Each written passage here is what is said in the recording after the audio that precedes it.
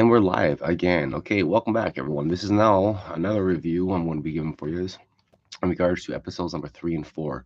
So, last episode, or sorry, my last review, I felt a little ignorant because I didn't know much about the information in regards to anything that has to do with this show. So, I want to.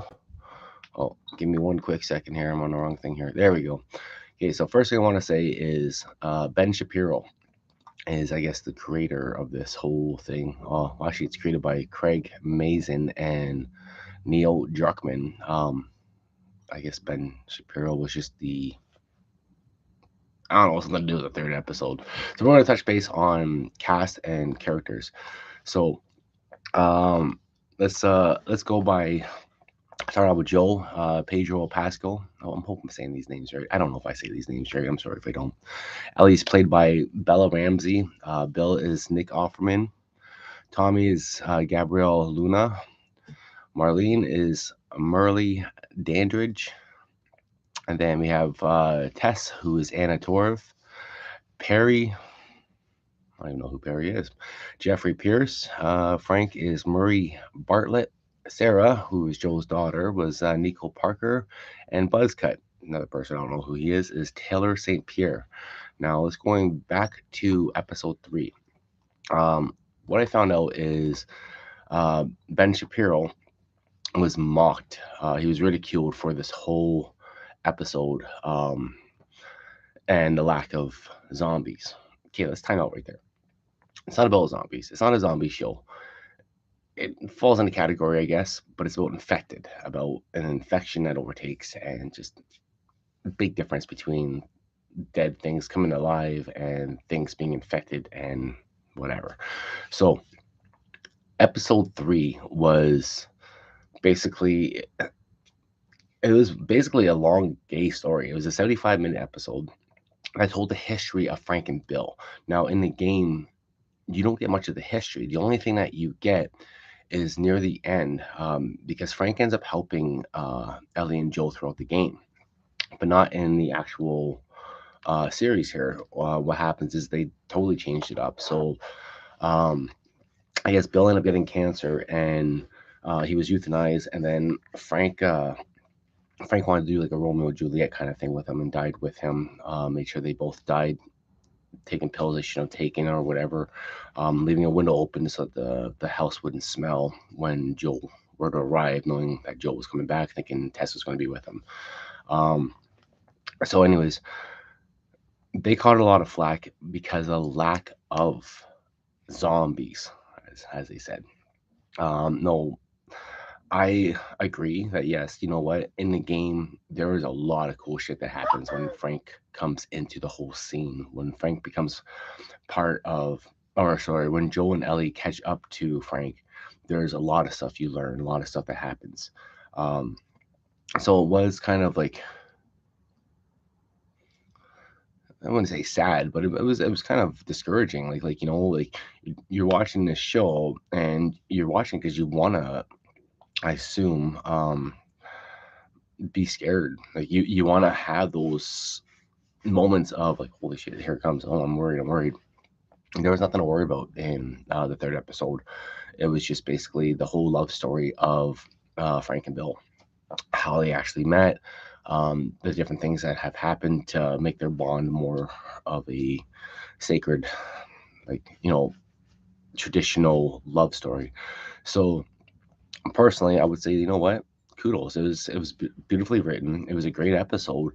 Um, Once again, it was a little confusing because it's different from the game. Now, so what we got to keep in mind when we're watching The Last of Us is this is not the game. It's not, we're not playing the game. We're not watching the game. We're watching a variation of how everything played out. Um, with that being said, Ellie finally gets a gun. I don't recall her finding that gun like that in the game. Um, so there's differences, right? Once again, you're like, I'm expecting like, start looking for stuff. Like, where are your comic books? Like, things that you wanted and this and that. So it was disappointing to me in regards to, it's not like the game at all. Had nothing to do with the lack of infected people. Had nothing to do with the storyline. Um, it's just that's just my personal opinion. But at the same time, I'm liking the storyline because it's different. It's not sitting there and whatever. Personally, I played each game. For the first one, we'll talk about for a second. I played it probably 4 times through. Once on your not your hardest level, but your second to the top hardest level. And then on the hardest level. Then out of boredom. Then out of boredom again, knowing that the new game was coming out. So it's kind of refreshing my memory. So like the game, like I know the game. So watching what I'm watching, it's like, okay, so this is completely different, and you know what? I appreciate it. So I'm not going to join the many fans that had mocked Ben for what he decided to do with this. I'm actually, you know what? Kudos to you, buddy. I'm very happy you did. The world is changing, which is fine. There's nothing wrong with that. The fact that the LGBTQ alphabet people community. I can't remember what all letters are. I'm sorry.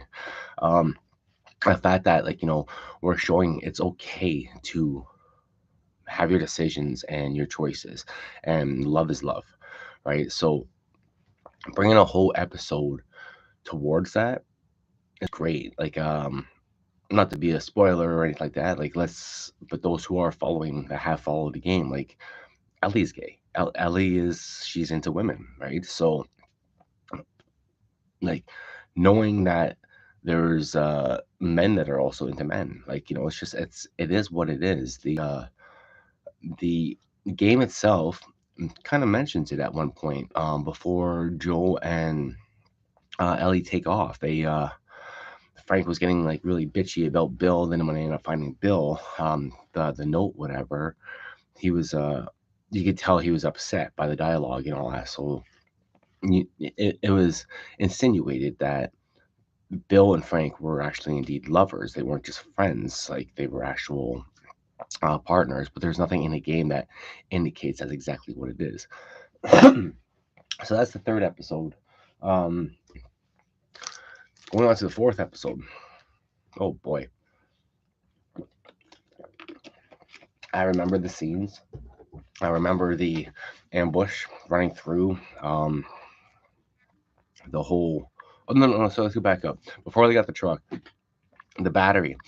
In the game, you travel across the town and try to find a battery in this other place. In this one, Frank is a genius. He actually he had a disassembled battery being made in the fridge. So save time, save effort. In the game, they're having a hard time starting the truck and they had to push the truck and whatnot. In this case, they didn't have to. Like the truck started, they drove off. Everything was fine. Once again, no infected at all. So that's fine. Now going back to the fourth episode. Fourth episode was they had to go around. A tunnel was blocked off, so they had to go around to a different exit, and then around the city, and then try to go through. And the guy pops out of nowhere. He's like, "Please help me! Please help me!" Joel, with his history, being both sides, I knew it was a setup. So like, no, let's go through. Let's go through. They crash into the coin laundry. Um, which I'm pretty sure the first time was actually through a store, but it's okay. It's like doesn't perfect, right? Um, when he crashed into the store or the laundry, there's a shootout involved. Ellie does her first time shooting someone, doesn't kill him. Joel finishes the job, but Joel accepts the fact that she knows how to use a gun now and teaches her proper techniques and whatnot, which is great. Could be useful in this whole series. Um, And my favorite part is when we were at the gas station, she pulled out the pun book.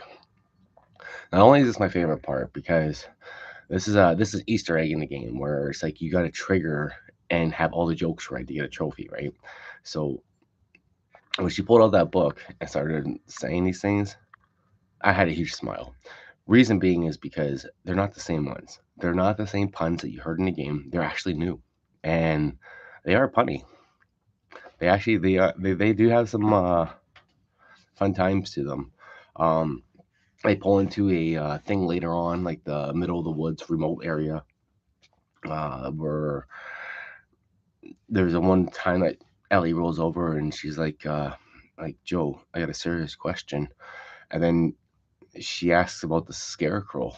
And then Joe answers it and they just start laughing and stuff, right? And it's like, it's it's great little moments like that that kind of bring it together. Like you start feeling the connection between the characters and all that. So it's great, very well written, um, a great presentation in regards to how things are going to progress in this whole series. So I'm looking forward to number five.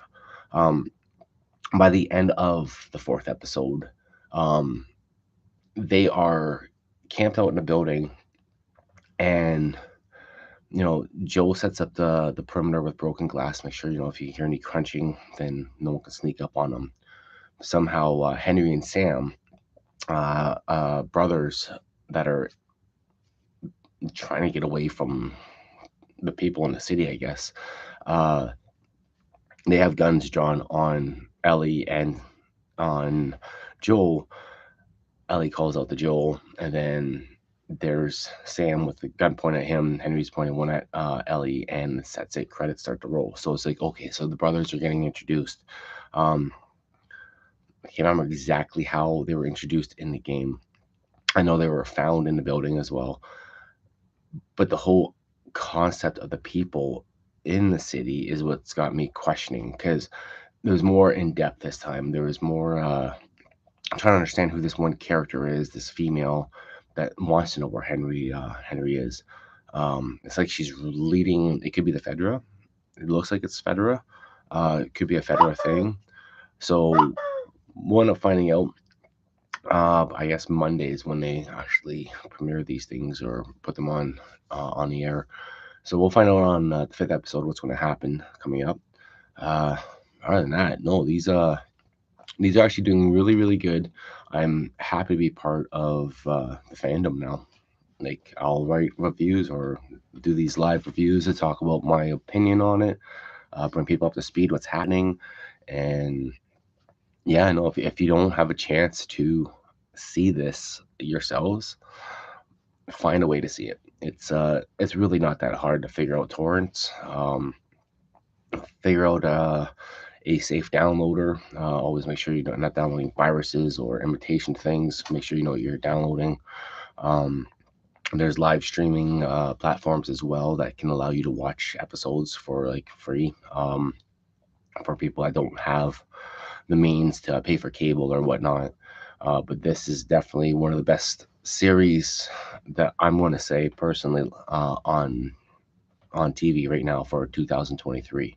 Uh, what else was there? It's just no. I think that was it. It's the puns I wanted to touch base on. The whole episode 3 I wanted to touch base on, um, and the realism of how things are progressing. Like and I don't mean realism as in matching up with the actual game, but I mean if this kind of event were to occur, it's pretty realistic as to what you would expect to transpire from the whole thing. Like it's surreal. The whole thing is surreal. Like we don't want to live in a zombie apocalypse, but most of us want a zombie apocalypse. We don't want to have half the world infected, and at the same time, don't we? Do we not want to see what our survival skills are like, or have we all adapted to being kind of like lazy people that just stay home and do whatever?